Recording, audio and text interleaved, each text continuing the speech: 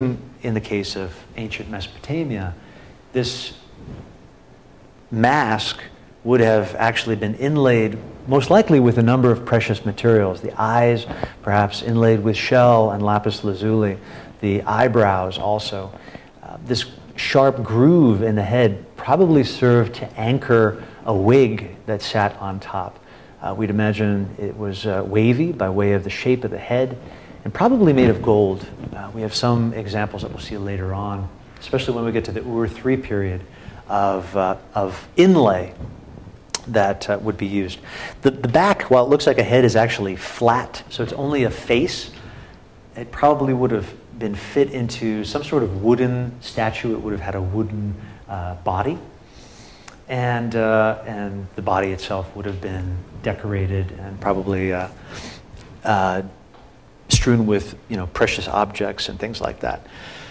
It's thought perhaps it could be a priestess, but most likely what we're looking at is a cult statue that would have sat in that altar in the Eona complex, and a representation of the goddess Inanna herself. Not 100% sure, but quite likely.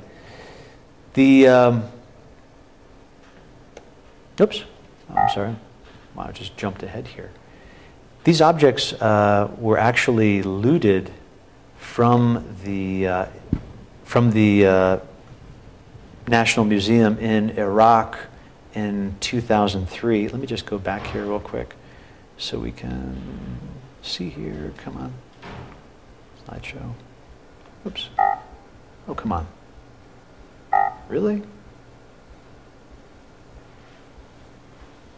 Okay. There we go. In 2003, in April of 2003, as we all know, the museum in Iraq was looted, and a number of these objects were actually stolen. The Warka vase was stolen, in addition to this Warka head. These are, incredibly important pieces from the very beginnings of civilization, and it was a real tragedy, obviously, what happened there, in addition to the myriad of other human tragedies taking place during that war. But these objects were returned. They're currently now back in the museum. There was an amnesty program in the same year, which essentially the U.S. put out saying, if you want to return these objects, no questions asked, you can do so. And with these large objects, again, you're not going to be able to sell these on the open antiquities market. These are so well known and so iconic and so important. You're not going to walk into Christie's and say, oh, I have a Warka head for sale. It's like, no, this is the Warka head. This is the Warka vase. So it's not surprising these things were actually returned later on. In fact, the Times reported one of the returns of the Warka vase. There was a guy present when it happened, and I'll just read you his depiction of the return of the Warka vase.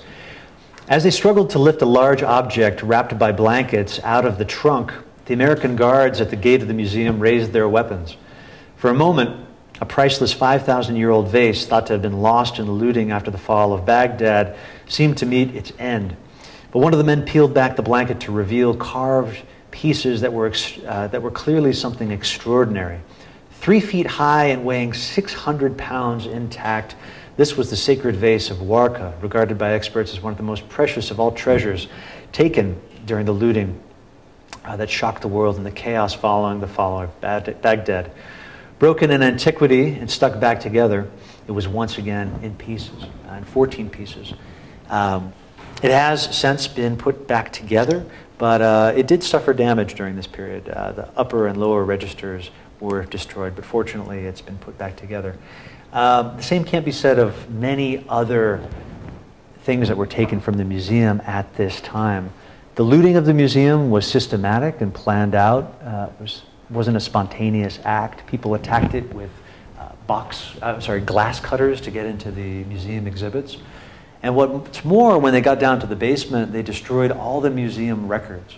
And the reason for doing that is that if there's no record of the museum actually having a small piece, like a cylinder seal, and indeed the basement of the museum housed over 5,000 cylinder seals that were taken during this time. If there's no record of it, then then you can't claim that it was actually looted. So to this day, these things show up on eBay. They show up at a variety of different auction houses. You'll see them from time to time.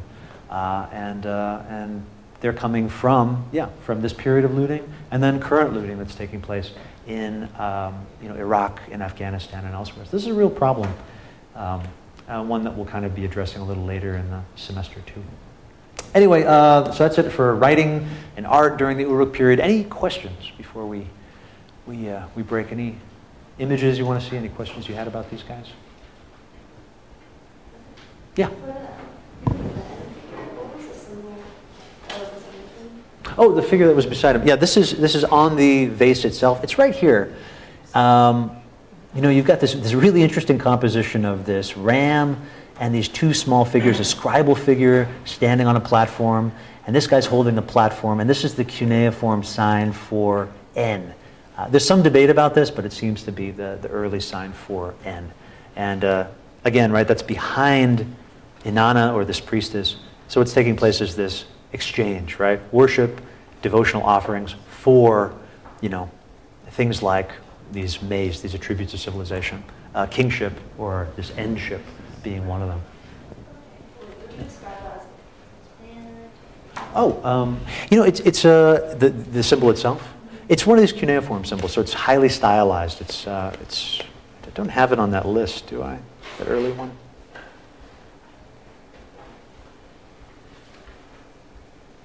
Sarku, no, I don't. I thought N was on there. I'll see if I can find an example of it. I'm not sure what its origin is. It doesn't have to my knowledge, it doesn't have a clear one where we get as early as, say, like, the Uruk period, that it's like a head or a vase or something like that. But I'll look into it for you. I'll see what I can find. Yeah. Any other questions? Okay, great. Well, stay healthy, and I'll see you guys on Wednesday.